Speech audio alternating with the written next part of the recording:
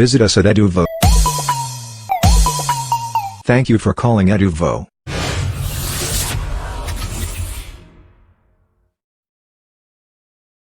So now that we've blocked out the room, we're going to move into the finer details. To begin with, I'm going to go to my materials section, and I'm going to set myself up with some walls. So for the walls, we're going to look around the materials, and you'll see that there's one that is called wall pane interior matte inst. Now this is a material, and all I have to do is hold down left click and drag it onto a surface to apply it. Going to do that again, and again, and again. My 4 walls. Next up, I'm going to go from here to start looking at what I'm going to do with the roof. Actually, you know what? Let's do the roof as well. It's a nice white. And I'm now going to go delete the search term I had, which was wall, and instead I'm going to do a quick search for floor. You see that one of them is wood floor matte inst. So I'm just going to connect that to here. Don't worry about the outside, we'll fix that up later. And we've now got ourselves a nice floor and some walls. So if we wanted this to look like a real space, the quickest way for us to kind of start doing that is going to be, well, to kind of make it a little bit messier. So what I mean by that is, let's actually get these 4 walls and start carving them out a little bit, because how often do you actually have 4 perfectly square walls inside of your room? Typically you're actually going to have like little things carving in because there's closet space somewhere, or there's going to be a staircase behind it that's forced a wall to be pushed in, or a chimney perhaps, etc, etc.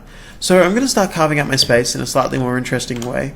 And you can do this however you want to, but feel free to follow along with how I'm doing it, so that you've got something to kind of compare it to. This initial space, I'm going to go back to my geometry tools, my geometry placement, and I'm going to drop in a box over here. Now, because I had the floor selected as my last my last material, it's going to go ahead and apply that to the box that I dropped in. I kind of don't want that. I'm going to set it to be the pane interior instead, and I'm going to go ahead and drop this in, at which point I'm going to start working out how best to have this fitted. My gut says something that's very nice and snug against the wall, probably even more snug than what I'm seeing right there. Probably when I go to this, I'm going to go to a 10 centimeter snap grid, and I'm just going to pull this in until we're about 20 centimeters from the wall itself. I'm also going to run that all the way up to the roof. And I'm thinking I'll run it to the side further. I might just place it like this. So we kind of have it sticking out like that. I'm going to move this television.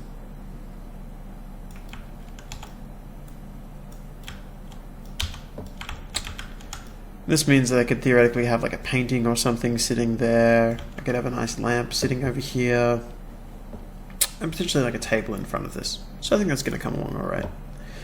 So I'm going to go from there, and I'm going to add that painting because I really like the idea of it.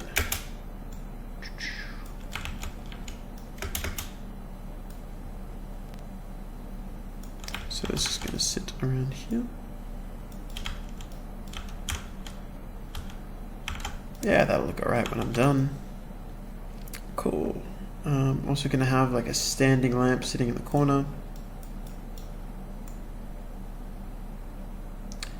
Keep in mind that all of our lighting is currently temporary. We're going to be adjusting it as we go. Put a pop lamp in there for good measure. It's a good idea whenever you add something like a pop lamp to go ahead and add a second one somewhere, because typically these things kind of come in twos. Gonna grab my lamp and follow my own advice. So I'll drag. Probably be nice to have another one of these somewhere over in the corner, but I feel like this is another one of those things that we could probably make a little bit messier.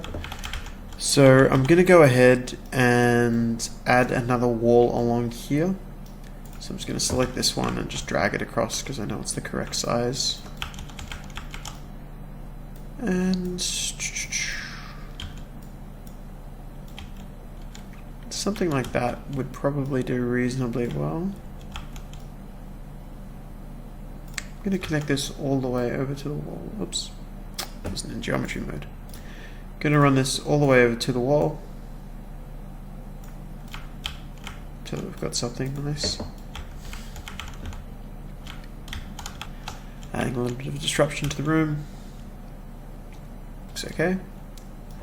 Then going to get my shelving. Drag this in. I'm just going to quickly add some bookcases along the wall here. Something that, you know, as you walked in, you would see. I'm going to alt drag, so we've got two of these next to each other. Make it look like a larger case. Now here's one of the first things you'll find when it comes to modeling. Quite often you don't have a model, but you do have something very similar to what you want. So for instance, I have this bookcase, but if I turn it sideways, I have a TV stand. Doesn't matter that it's under the ground. No one's ever going to know. No one's ever going to see. This can be our little secret. I'm also going to move these across a bit because they're now not in the best alignment with the rest of my room. Yeah, that looks okay. I've got a fair bit of space over here on this side, actually. I'll figure that out in a bit. So I've got that going on. I've got a nice lamp over there. And I'm going to go ahead and add like a rug underneath this lamp. So carpet. So I'm just going to drag this until we get into a position that's quite nice.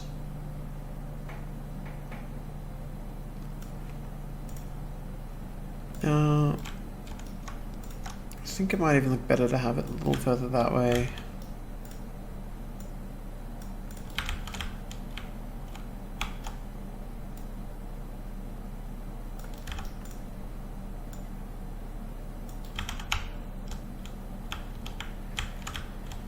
You know, it's at times like this that I actually almost feel like my room is still too big. So again, I'm just going to eyeball this stuff. So as long as you're kind of vaguely close to what I'm doing, then we're all good. I'm going to set this to be a 100 centimeter snap grid, and I'm just going to go into wireframe mode and kind of just pull everything in by 2 meters or 1 meter in. So I'm going to grab this entire wall, just move it across a meter. This mesh across a meter. This mesh. And the good news is you know, I can do this now, and if I was building off of an actual plan, this wouldn't matter quite as much.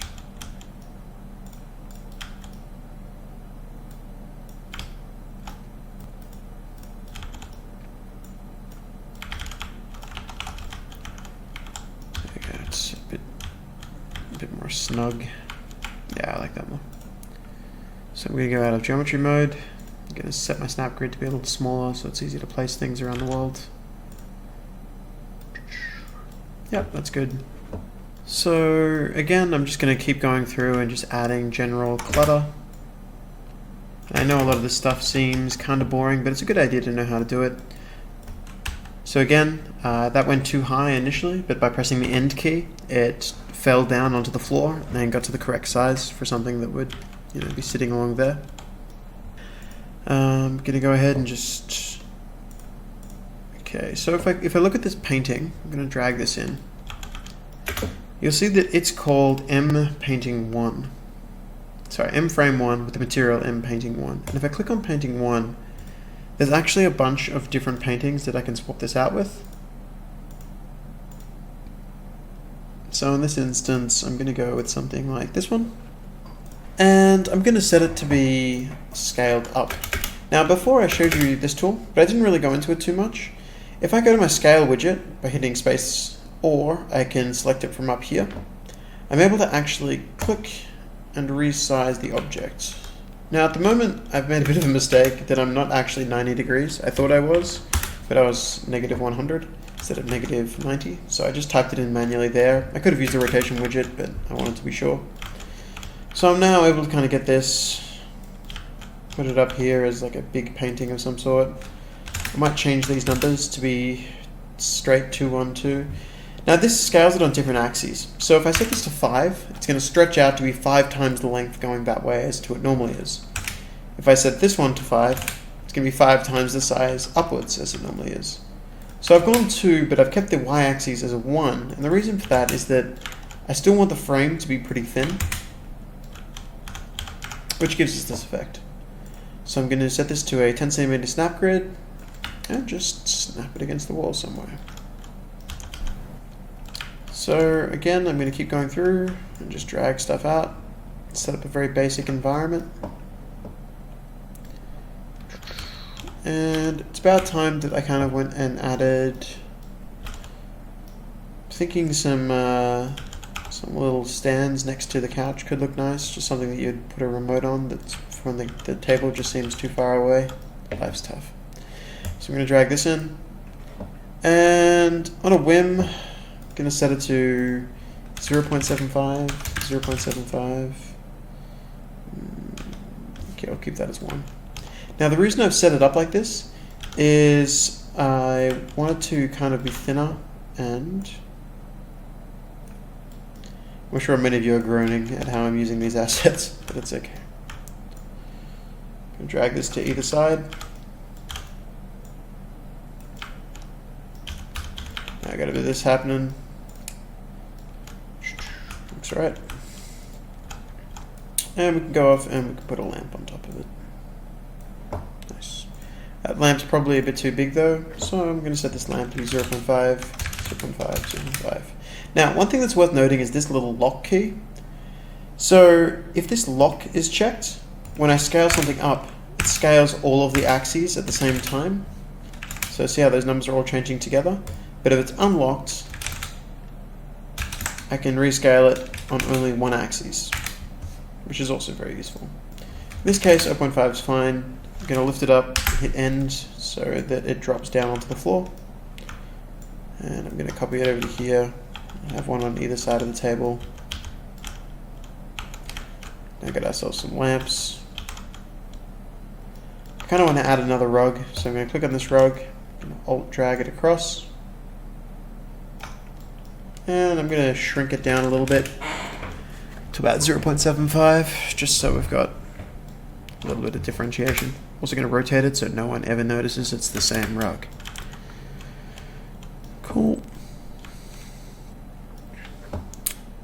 I think finally I'm just going to quickly add some other paintings and then we'll move on to the more interesting stuff.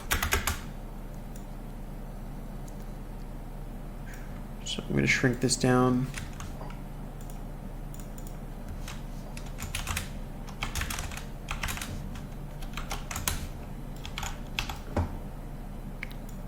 And again, as I showed you before, I can set this to be, maybe it's a little big, maybe a little small.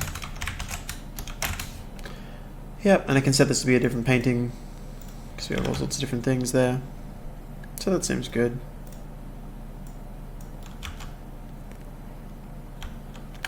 Got some basics of the room going on. I could really use some curtains. So I've dragged in the curtains, and the curtains are currently extending all the way from the roof. So what I'm going to do is I'm going to go to this section here, and I'm just going to shrink them until they're the correct size to, oops, that was way too small. Shrink them so they're the correct size to kind of align with my doorway here. So 0.8 seemed to be my magic number. Actually, I might pull it in so they kind of, no, I'm just going to go smaller grid.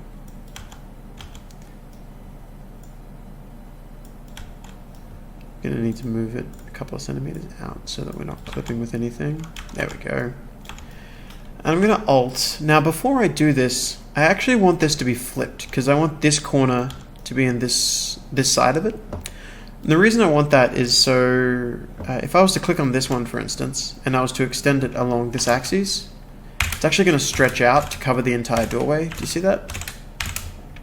So I want the same thing for this one. So to do that, I can right click, transform, and just say mirror along that axis, at which point it perfectly mirrors it for us. which is nice. So that's our nice little curtain area set up.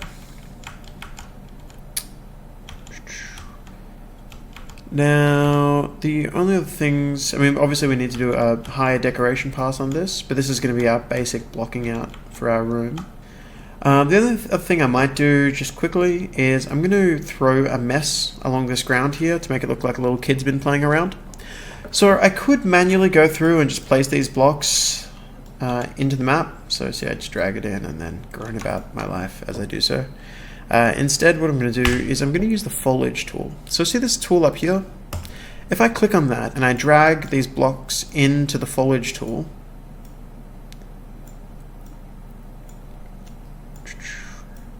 what I actually have the ability to do now is, if I zoom out, you can see that the entire world I have a massive circular cursor around it. I'm going to use the square brackets on my keyboard to shrink this down a bit. And you'll see that I'm now greeted with a nice little brush size about this big. Now, if I hold down left click, this actually lets me kind of paint these into the world. Now this is meant to be used for grass and general foliage, but you can really use it in any way that you want to. In this case, it's particularly good for just laying out small objects, like blocks. And if I want to, on any of these, I can actually change things like the radius, the density, so if I crank this number up and then paint, probably going to crash my editor, and I should have thought about that before doing it. Oh, yep, there we go.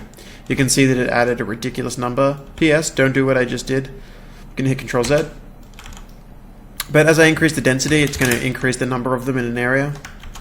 I can also use the Shift left click to remove them. So if I look at this and I'm like, oh, my mess should really be over here and away from the area there, I can do so. Going to add a couple of rogue blocks over there, so it looks like this kid that was fooling around has managed to spread their mess all around the room. If some of your blocks are clipping, you can always click on this button here, at which point you can grab any singular block and kind of move it around a little bit, put it somewhere that you think's nice. I'm going to cast a little shadow from it. And that seems like it'll be okay. Yeah, that'll probably do for my general clutter and mess. And it's at this point that I'm going to leave everyone to be, and I want you to just add some mess to this. Actually, one last thing before we do is I'm going to get this wall over here. I'm going to go back to my place mode. I'm going to go ahead and I'm going to make this wall a brick wall. So under Content Materials, I'm going to type in the word brick. And I'm just going to set it to this brick blue. The reason for that is I'm going to set this up to be kind of like a general feature wall. So I want you to go through and add your own details. If you're trying to figure out what to do, a good idea is to add books to the room. So you could add all sorts of just like general books to the shelves here. You could add some mugs on the surface, etc., etc. So we'll meet back in just a little bit, and we'll start with our meshed out room. We'll start looking at how to do some lighting. If you are looking for teaching stuff, education stuff, programming series, application, and Android development, coding skills, marketing skills, presentation skill, paid courses for free are available. Thank you for calling Eduvvo.